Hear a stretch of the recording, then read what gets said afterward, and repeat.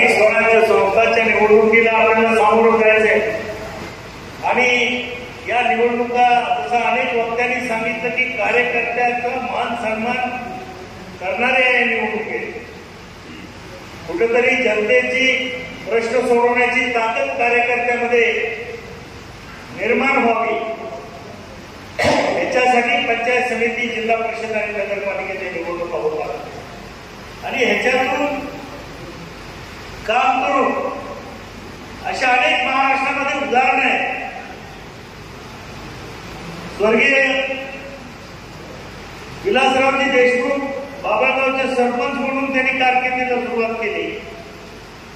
पंचायत समितीचं उपसभापती म्हणून काम केलं आणि महाराष्ट्राचे मुख्यमंत्री पदापर्यंत ते कार्यकर्ता गेला. आर पाटील सुद्धा सुरुवातीला जिल्हा परिषद मधून सदस्य झाले आणि महाराष्ट्राच्या उपमुख्यमंत्री पदापर्यंत त्यांची वाटचाल झाली.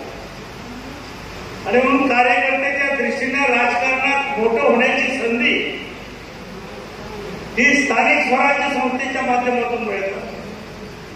आणि म्हणून मला आपल्या सर्व कार्यकर्त्यांना आग्रहाची विनंती करायची आहे की जसं आम्ही व्यासपीठावर सर्व नेते एकत्रित आलेलो तसं सर्व कार्यकर्ते, मग ते राजेभाऊ वाटण्याचे कार्यकर्ते असतील, रमेशराव आडसकर साहेबांचे कार्यकर्ते असतील, माझे कार्यकर्ते असतील, आता गाव पातळीवर या सर्व कार्यकर्त्यांनी एकजूट करून या निवडणुकीमध्ये काम करायचं.